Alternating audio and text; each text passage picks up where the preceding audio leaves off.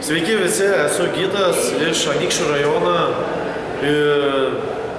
Prieš pat renginį likus keliom dienom, gal 3 ar 4, pamačiau antraštę, kur buvo parašyta apie strėlę kažkokią, ten perskaičiau visą įvėk pradėjau, paskui dar kartą perskaičiau ir supratau taip, kad renginio metu strėlės lauksės kažkokios.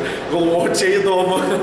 Reikia skambinti kažkam, kur dar bilietų yra, sakau, noriu sužinoti, kur bilietų yra ir įsigyti. Tikėjausi iš renginio, kad sužinosiu kažką apie finansus, kaip juos valdyti, bet realiai, jeigu tikėjausi kažkur va tiek, tai viskas buvo žymiai daugiau, plačiau.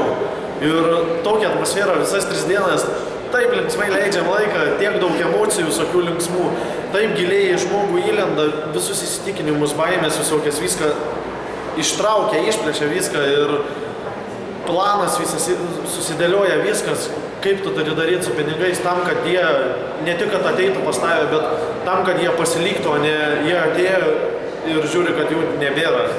Tai ačiū. Tiek.